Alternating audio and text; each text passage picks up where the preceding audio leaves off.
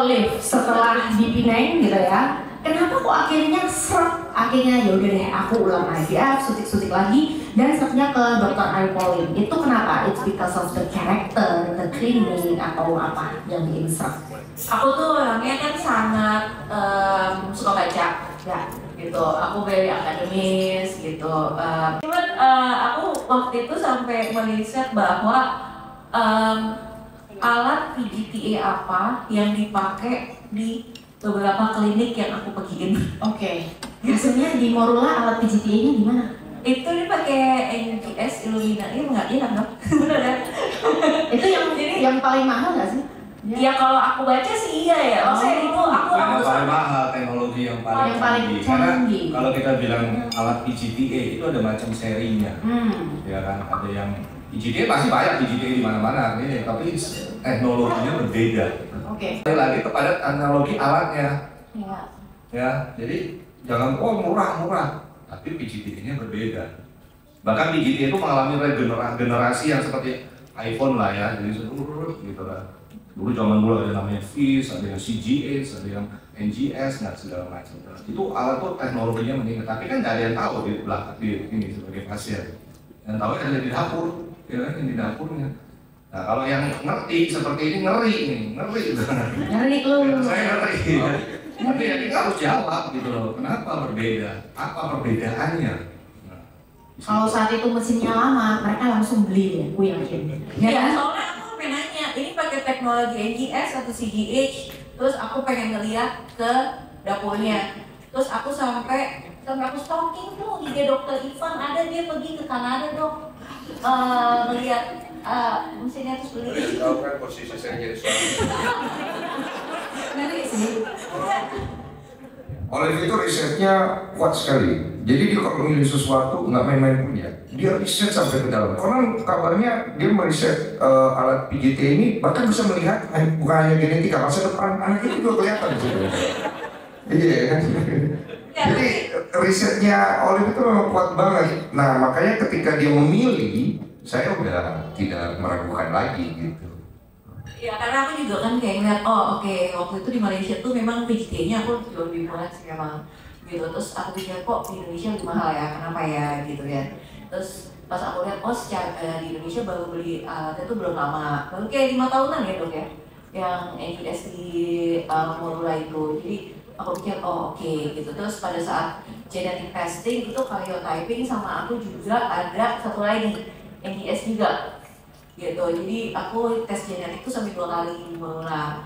Itu mulai dari yang tradisional sampai yang paling advance, so aku ternyata ada gitu loh di Morula. Jadi itu sih yang bikin aku kayak oke, ini berarti pakai teknologi yang paling advance yang ada di IVF. Karena waktu itu kan aku disuruh sama dokter lain, masalahnya adalah kamu harus PGTA. Kamu butuh itu Gitu, itu yang aku butuh. Jadi itu yang aku cari tahu duluan secara teknologinya gitu. Dan waktu itu pas aku nanya sama dokter juga aku dijelasinnya cukup detail lah. Aku nanya beda teknologi A dengan B dan ini dan itu ya aku cukup puas lah dijelasinnya gitu. Dengan aku yang suka baca, jadi aku dijelasin kayak gitu tuh aku seneng gitu secara fakta dan diagnosanya.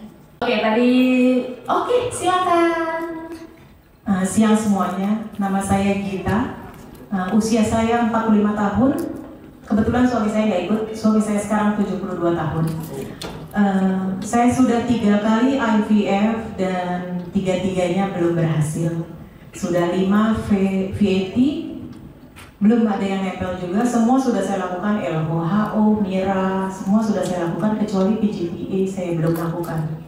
Kebetulan suami saya Cryptozoospermia dokter dan Necrozoospermia. Sudah terapi selama setiap kali kita mau IVF terapi.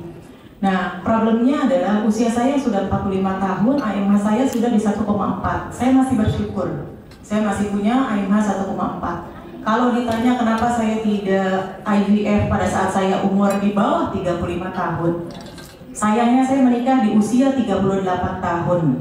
Jadi saya tidak bisa melakukan itu. Sama seperti Ci Olive yang bilang Siver oligoactinoteratozoospermia. Tetapi saya levelnya sudah Cryptozoospermia dengan posisi Necrozoospermia. Sudah terapi obat Ovidrel, sebut mereknya maaf, Femaplex dan Diften, itu tidak ada pergerakan sama sekali, FSAL, testosteron, estradiol normal semua. FSH-nya tinggi atau normal? Tidak, normal. Oh, normal. Semua normal. Bersyukur. Terakhir ini akan dilakukan gonal dan terapi gonal 3 kali seminggu 75 IU dengan Ovidrel 13-13-12. Jadi 1,5 pen untuk 1 minggu. Nah, tetapi saya agak, maaf dok, saya agak mau maju, saya agak kayaknya dengan usia saya yang sudah 45 tahun mengejar angka AMH dok. Nah, jadi yang saya ingin tanya ke dokter, lebih ke dokternya, apa yang harus saya lakukan? Apakah saya freezing eggs dulu? Nah, kalau seandainya saya memang harus freezing eggs, apa yang harus saya lakukan untuk meningkatkan kualitas? Saya tidak mau ngomong lagi tentang kuantitas. 3 bulan Maret saya masih cek AFC saya ada 11. Sebelumnya IVF ketiga saya mendapatkan 22 oocyte. Jadi saya cukup bersyukur saja. Tapi saya ingin mencoba untuk bagaimana dengan kualitas saya. Tadi yang si Olive bilang PRP ovarium. Saya sudah melakukan Saizen. Apakah saya harus juga melakukan PRP ovarium? Dan berapa bulan dilakukan sebelum stimulasi? Apakah Saizen juga diperlukan? Karena terus terang mungkin si Olive sama. Pada saat kita memakai Saizen itu pasti tubuh kita benar-benar naiknya luar biasa. Bukan cuma sekilo 2 kilo. Saya naik judulnya growth hormone ya, yang growth semuanya. 12 kilo saya naik. Turunnya, turunnya sangat luar biasa, sangat sulit. Nah itu yang saya mau tanya, Prof. Nah kebetulan waktu yang IVF pertama saya pengalamannya tidak ada. Jadi saya tidak diberikan waktu untuk memperbaiki semuanya. Semakin saya kesini, semakin saya mempelajari. Dan kebetulan saya juga bergabung dengan komunitas. Jadi saya pun membagikan hal yang sama kepada teman-teman gitu. Baik, thank you. Sister Gita, berarti terakhir IVF tahun berapa? 2022. Silakan Dr. Adi Pauline suggestion untuk case dari Sister Gita. Terima kasih. Jadi memang dunia IVF ini banyak berhubungan dengan masalah-masalah yang berat, ya seperti tadi ya. Jadi kalau kita bicara masalah dengan kondisi dua ya, pertama ya sperma dulu tadi ya suami, necrospermia atau kripto ya. Jadi kalau kita lihat dari kondisi hormonnya normal, berarti problemnya sudah jelas adalah di pabriknya. Ya kita mau memberikan hormon, gonal, memberikan apa, menurut saya tidak ada gunanya. Karena problemnya bukan di hormonnya, problemnya ada di pabriknya. Laki-laki walaupun bisa memproduksi sperma setiap 70 hari sekali, ya, tetapi usia sangat mempengaruhi. Ya, usia sangat mempengaruhi. Seperti wanita juga sama. Ya, dia bisa menghasilkan sperma, tetapi bisa mengalami kerusakan. Ya, produksinya tidak akan pernah berhenti, tapi kerusakan akan bisa terjadi. Nah, yang harus dilakukan terutama untuk suami, ya, artinya saya nggak tahu bagaimana pola hidupnya, dan itu harus tetap diperhatikan. Ya karena kita ini laki-laki masih lebih beruntung, dia bisa memproduksi ulang spermanya. Tapi kembali lagi apa yang sudah dilakukan untuk memperbaiki produksi sperma tadi, ya kan? Baik dengan lifestyle, pola hidup, makanan dan semua segala macam harus coba dilakukan. Karena itulah yang bisa berbeda sama wanita, tidak bisa produksi telur lagi. Telur yang ada ya dipakai terus saja sampai waktunya habis, gitu. Jadi laki-laki ya harus lakukan, saya nggak tahu ya apa yang sudah dilakukan, coba itu dilakukan. Nggak ada gunanya stop, nuntik-nuntik lagi. Ya, buang-buang uang dan tidak akan memperbaiki. Karena problemnya adalah bukan hormon yang harus diperbaiki, karena efek semua hormon yang diproduksi otaknya normal. Tapi pabriknya ya dok? Pabriknya, dan bagaimana kita memproduksi pabrik yang lebih baik? Kembali lagi kepada basicnya. Nah, kripto artinya mungkin bagi yang belum tahu itu hanya ditemukan 1 sperma per 8 jadi bukan banyak sperma yang susah nyari sperma yang bagus. Ya, kalau itu sudah coba dilakukan, kita lakukan namanya fresh PESA atau PESA itu harus dilakukan nanti pada saat IVF-nya. Ya, jadi harus itu mau tidak mau karena hanya dapat 1 sperma per lapangan panjang, jadi sperma hanya bisa dihitung doremi gitu loh, nggak banyak gitu kan artinya. Sedangkan kalau dia masih cukup banyak. Ya. Jadi itu saran saya ya untuk pihak suami. Dari Ibu Gita sendiri, ya usia ya mau diapain lagi ya, usia sudah berjalan sekarang 45. Bukan berarti tidak ada kesempatan. Masih bisa dikatakan bukan beruntung ya, masih bisa bersyukur telur, masih banyak. Karena ada yang orang AMH usia 45 tuh 0,01 dan segala macam. Nah itu yang susah sekali kita mendapatkan telurnya itu. Yang mau tidak mau telur yang sudah ada bagaimana cara kita memperbaiki lagi ya dengan berbagai cara tadi yang sudah disebutkan. Hormon, tapi ya itu cara kembalikan juga pada basic kita harus perbaiki karena kita hanya bisa memperbaiki secara kualitinya. Jadi walaupun telurnya 20 tapi kualitinya pasti akan berproblem gitu. Nah makanya IVF yang sebelumnya pada saat dapat embrionya bagaimana, nah itu kita perlu evaluasikan. Jadi dari itu udah panjang lebar tuh embrionya bagus nggak, bisa nggak mencapai blastosis atau tidak, PGTA itu disarankan. Ya, coba lakukan karena sudah melakukan embrio transfer kan, jadi ini namanya bukan keguguran berulang, tapi kegagalan implantasi berulang. Itu chapter berbeda lagi tuh caranya. Kegagalan implantasi berulang. Sudah ditanam embrionya, saya nggak tahu embrio sudah blastosis atau belum. Kalau sudah blastosis, kenapa tidak mau nempel? Gitu. Mungkin ada faktor rahim juga ya dok ya? Faktor rahim harus dievaluasi, faktor embrio harus dievaluasi, dan lain-lain. Semoga menjawab pertanyaan sister kita. Ya, baik. Kita menuju ke pertanyaan kedua di depan sini. Quick question untuk Dr. Arin. Mungkinkah someday, karena kan sekarang kita udah ada OVA PRP ya, mungkin nggak suatu hari testis itu bisa di PRP untuk memperbaiki kualitas sperma? Secara riset sudah ada. Oh, oke. Bisa ya. Disuntikan dengan biasa. Disuntik tuh bang, kalau ya, nanti anak dua ya. Suntik dulu ya berarti ya bang ya. Dok, laki-laki perbaiki pola hidup dari sekarang begitu. Saran gue, cuy. Ya. Ada pabrik lu dibongkar.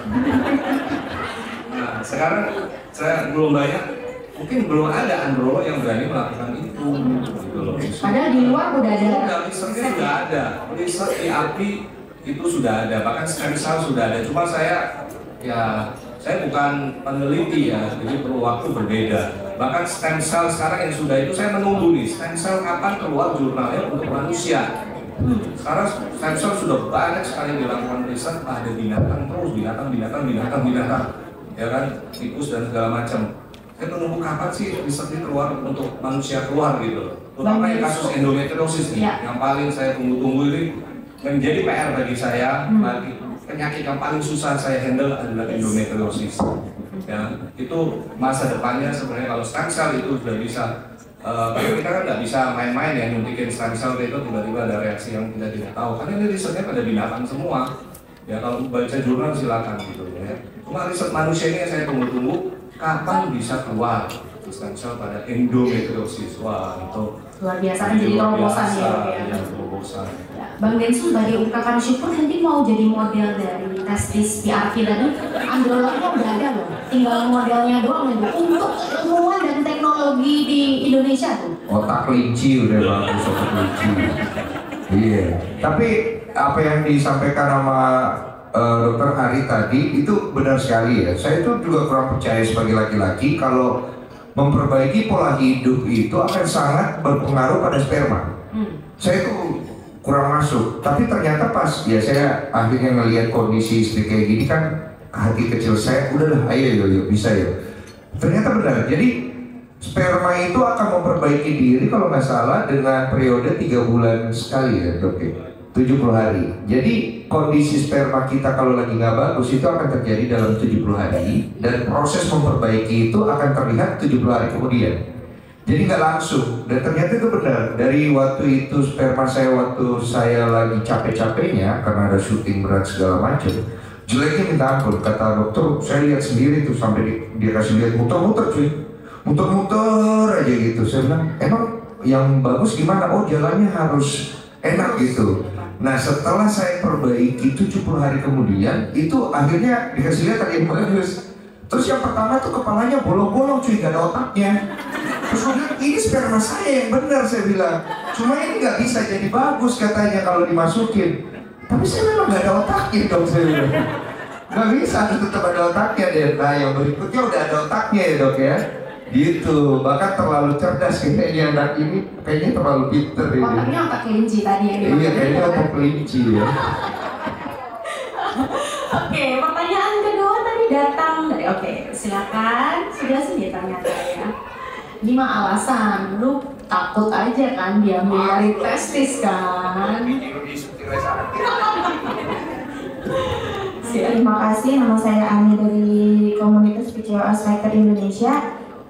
Saya ingin bertanya untuk Dokter Ali, kan PCOS itu saya pernah ke dokter ya dok ya, cuma waktu itu dapat dokter yang tidak tepat ya, jadi bikin apa sih? Iya, bikin trauma gitu kan. Jadi waktu saya datang dicek segala, nggak dicek, cuma diperiksa apa saat udah kecil, bilang mbak kamu gendut gitu. Kamu anak kegendutan gitu kan. Apa namanya, nggak dikasih tahu gitu, suruh tes apa mbak, kalau belum kurus jangan kesini, sama kalau kayak gini tuh mbak harus kurus, kalau nggak instan bayi tabung. Nah saya mau tanya dong, apa namanya, apakah emang PCOS tuh harus gitu, maksudnya nggak bisa hamil natural, sama kalaupun hamil rentan dengan keguguran. Yang kedua saya mau tanya sama Bang Densu, apa sih apa ya, maksudnya laki-laki itu kan gampang egonya kesenggol ya. Apa yang membuat Bang Densu akhirnya maksudnya mau diperiksa, sedangkan ada juga beberapa apa sih pasangan kan hanya mau udah kamu aja periksa, suami mah yang nggak ada masalah apa-apa. Di Indonesia tuh kebanyakan perempuan tuh mandul gitu. Menurut Bang Denny gimana? Terima kasih. Ya, Sis Ani dari PCOS Fighter. Pertanyaan pertama untuk Dokter Ampon. Ya, jadi kalau kita bilang PCOS itu harus bayi tabung, jawabannya tidak. Ya, jadi banyak suatu terapi-terapi yang bisa dilakukan sebelum sampai pada fase bayi tabung. Ya, bisa secara natural dengan obat-obatan stimulasi, bisa secara instan bahkan sampai KIPL. Tetapi ingat bahwa problem basic dasar dari orang PCOS itu kan gangguan hormonal, dan gangguan hormonal itu dipengaruhi oleh testosteron yang terlalu tinggi karena pengaruh pola hidup, lifestyle, berat badan dan lain-lain. Itu yang harus diperbaiki. Tapi bukan berarti harus kurus dulu baru program.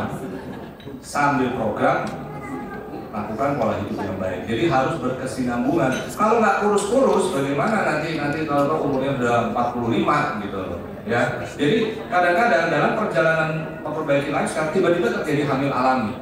Itu sangat banyak, ya, terutama pada saat bulan puasa. Ya, tiba-tiba dok, setelah puasa selesai, dok saya udah hamil. Dok, padahal kamu beratnya 80 loh, gitu loh. Ya kan? Karena apa ya? Itulah saya bilang. Ya, puasa membawa hikmah yang tersendiri memperbaiki pola hormon. Jadi puasa itu bagus, gitu. Ya, jadi kenapa? Ya basic kita harus, karena terapi PCOS itu nomor satu yang paling tinggi, ya, bukan programnya, perbaiki lifestyle-nya.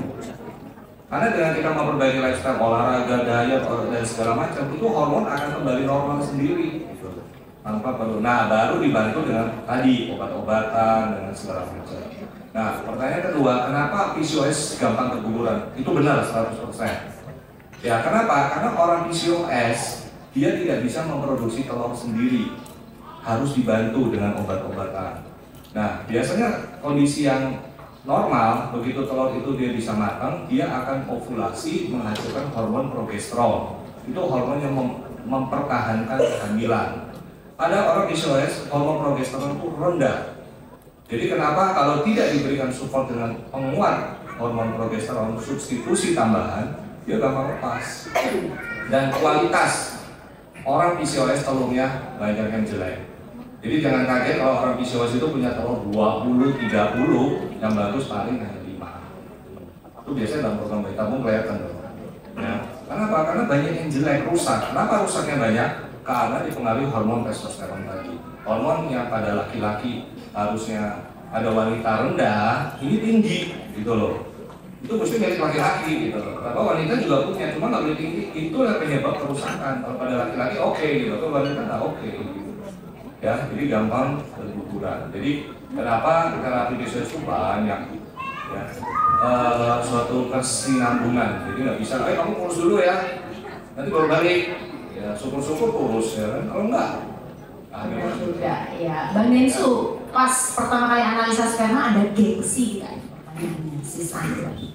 Gengsi nggak sih? Enggak sih. Kok bisa enggak? Nonton itu, film itu. Senang malah ya? Oh. Ini agak lain memang dia. Nggak berlaku untuk. Cuma aku bisa ngerti lah kalau cowok-cowok tuh pasti ada yang menolak ya, karena itu pride ya. Saya juga ngerasa pride juga pada saat istri nggak hamil-hamil ya. Cuma mungkin istri-istri cari solusi. Bagaimana cara men-trigger si suami untuk mau nge-support supaya dia nyaman sih sebenarnya. Jangan memaksa suami harus mengerti, tapi kita coba untuk pancing supaya dia mengerti. Itu akan sangat membantu psikologi si laki-laki supaya pride-nya tidak merasa di gimana-gimanain gitu. Saya pikir wanita-wanita kan pada pinter yang stalking aja kayak FBI. Masa lu naklukin suami lu supaya itu nggak bisa. Nah kalau effort itu sudah dilakukan dan kesabaran mulai hilang, ya cobalah cari suami lain ya. Ini malah kayak gini. Oke. Tadi silakan, Sister. Ya, terima kasih kesempatannya. Saya mau bertanya ke Dr. Poli. Nama saya Dina, umur 40 tahun. Saya sudah 3 kali melakukan IVF. IVF pertama tidak ada embrio, IVF kedua dapat 2 embrio average D3 sama D5. Kemudian karena hasilnya average, saya IVF kembali ET itu dapat good, kemudian ditanam. Cuma dia tidak nempel. Kemudian waktu itu saya disarankan untuk ada tambahan dok, dia seperti cawan atau wadahnya atau mediumnya katanya itu yang berbeda. Jadi saya mau tanya, apakah di Morula itu juga ada medium yang berbeda? Apakah medium atau cawan yang khusus itu akan mempengaruhi hasil atau kualitas embrio nantinya dok? Itu satu. Yang kedua tadi kita udah menyinggung terkait ovarium PRP, bagaimana teknis penggunaannya, kemudian signifikan nggak hasil PRP itu dok kepada hasil telurnya, Kualitas sel telur. sel telur. Oke, ya. Terima kasih. Silakan dokter. Ya, jadi mungkin bagi semuanya di sini jangan sampai termakan dengan ada istilah namanya, pernah dengar nggak, embrio glue? Tahu. Itu dia. Embrio glue, katanya dengan ada embrio glue bisa gampang nempel ke embrionya, diganti seperti itu. Ya, padahal embrio glue itu adalah suatu merek, bukan merek untuk memperkembangkan embrio, bukan untuk menempelkan embrio, gitu loh. Ya, jadi setiap klinik IVF pasti mempunyai suatu medium. Medium itu dipakai karena medium itu dipakai untuk menyerupai seperti di dalam saluran tuba. Karena embrio itu kan bersatu di tuba, saluran tuba ya pada wanita. Kemudian dia bisa berkembang dari 2 sel sampai blastosis sampai 200-an sel itu di dalam suatu saluran tuba yang ada cairan khusus. Nah itu yang dipakai dalam teknologi IVF dalam bentuk medium. Dan medium itu sebenarnya ya macam-macam ya, tapi harusnya tidak ada perubahan karena setiap klinik mempunyai standar embrio medium mana yang dipakai untuk bisa menghasilkan suatu blastosis yang bagus. Targetnya blastosis pokoknya. Ya, kalau kita bisa mencapai target blastosis bagus, berarti mestinya mediumnya juga cukup bagus. Tapi jangan sampai oh kita di sini ada embrio glue gitu, nempelnya gampang, aduh terus tidak baik, tidak benar gitu. Itu black campaign namanya. Ya, jadi yang tadi dimaksud ya kita pasti setiap klinik pasti punya suatu medium, baik medium standar yang dipakai untuk mengembangkan embrio supaya pertumbuhannya bagus, gitu loh. Ya, jadi ya saya nggak bisa jawab, ya Paulura pasti punya, semua juga pasti punya, dimanapun di seluruh dunia klinik pasti punya medium itu. Ya tapi bukan nama khusus yang untuk nempelin. Jadi medium itu cuma satu ya dok ya, tidak ada kualitas AB gitu. Mereknya banyak. Oh, hanya merek. Mereknya banyak seperti obat-obatan gitu loh ya, obat-obat dipakai nih, ada Bonal, ada Menopur, ada Percoveris, lah segala macam itu mirip lah seperti itu. Yang itu satu, tapi setiap klinik harusnya mempunyai suatu riset. Ya, hasil dari medium yang dipakai untuk menjadi suatu embryoblastosis cukup bagus nggak? Gitu, medium ini kalau nggak ya akan dibuang atau diganti. Gitu loh. Harusnya sudah, kalau kliniknya sudah cukup mapan, harusnya sudah tahu mediumnya apa namanya.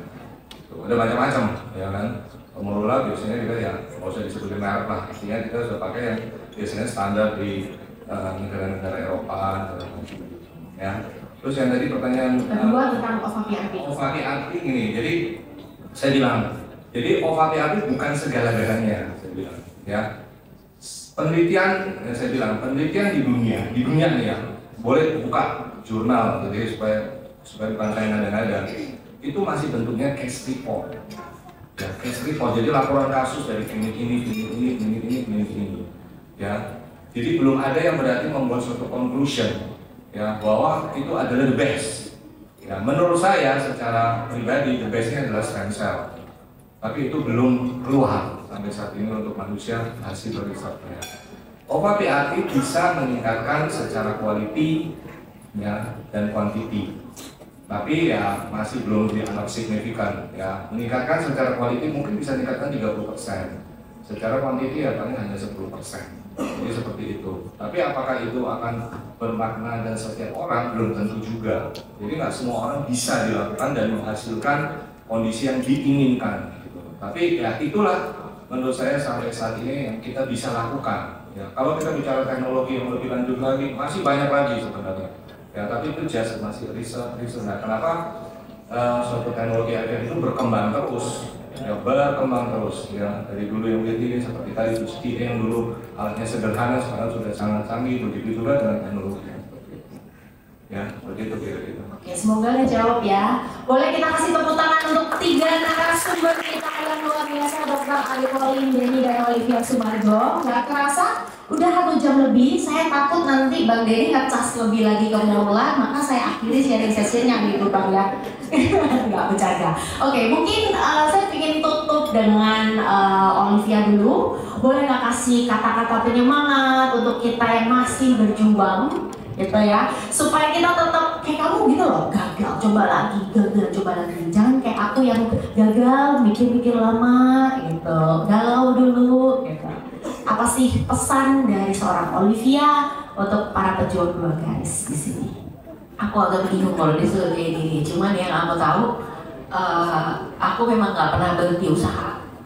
Jadi ya itu yang bisa aku kasih tahu, jangan gampang putus asa. Soalnya memang kalau ngomong nggak gampang, ya memang nggak gampang gitu loh. Kita dengan lagi down, ditambah suntikan hormon yang amat sangat efek ke mental kita, ya jangan down aja. Udah buat aku, ini jangan putus asa deh, nggak usah pikirin hasilnya, nggak usah pikirin dia gimana, yang penting usaha dulu. Aku inget banget waktu aku terakhir, itu aku udah ikhlas banget.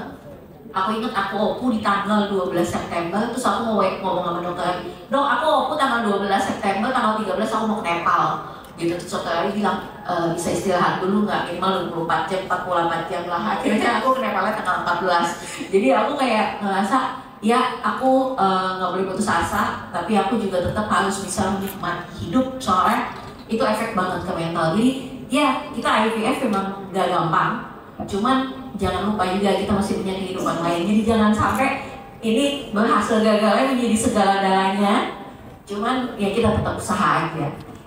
Boleh tepuk tangannya dong, salah satu wanita terkuat dalam perjalanan ini. Kamu tau gak, you inspired me a lot in this journey gitu. Ya, Bang Denny, boleh, tadi kan udah nih pesan-pesannya, doa untuk istri dan anak yang bakalan habis ini lahiran kan? Beneran jadi papa nih. Ini kan jadi keren price nih. Pesen nih, Olive udah ngejalanin ini, kehamilan, IVF berkali-kali, keguguran. Boleh dong apresiasi, what do you think tentang perjalanan dan dia selama ini sampai di titik ini? Beberapa kali bosen gue doain ini terus. Ini pertama kali nih di depan audiens ini kan. Hari ini saya ingin mendoakan semuanya lah, maksudnya yang hadir di sini dengan harapannya saya tahu kalian mengorbankan waktu juga datang ke sini, pasti banyak sekali ekspektasi ya. Mungkin ada yang dapat poin, ada yang tidak, ada yang masih bingung, ada yang masih ingin bertanya. Saya tahu kalian akan pulang setelah acara ini dengan begitu banyak pertanyaan di kepala kalian. Cuma semoga kalian bisa memaknai apa yang istri saya maksud tadi dan apa yang saya maksud. Memiliki keturunan bukan akhir dari segalanya. Oke. Memiliki keturunan bukan akhir dari segalanya, tapi awal sesuatu yang baru. Tapi jangan menjadikan itu menjadi segala sesuatu sampai kalian melupakan rasa syukur yang kalian miliki dalam hidup. Walaupun berat untuk dipraktekkan. Saya mengalami. Pada saat proses hamilnya Olive, saya tidak lupa bahwa punya keturunan bukan akhir dari segalanya, tapi awal dari sebuah kehidupan di mana saya punya tanggung jawab lebih. Tapi itu semua tergantung sama Tuhan, bukan hanya tergantung dari usaha kita. Usaha kita perlu, dokter yang tepat perlu, klinik yang bagus perlu, semua perlu. Tapi ujungnya semua berakhir kepada kita harus tahu ini semua pemberian Tuhan. Mau dikasih, lu sikapnya gimana? Kalau nggak dikasih, you punya sikap gimana? Apakah kamu akan menuhankan apa yang menjadi keinginanmu ini, atau menaruh keinginanmu ini di bawah kaki Tuhan? Saya mendoakan kalian semua pulang dari sini. Saya sendiri pun tidak pantas sebenarnya untuk kasih kalian motivasi, tapi saya yakin hati saya akan didengarkan Tuhan, dan Tuhan jaga setiap rahim yang ada di sini, setiap harapan yang ada di sini, setiap keinginan yang ada di sini. Semoga Tuhan memberikan apa yang kalian harapkan, tapi dengan hikmat yang hidup di dalamnya. Amin.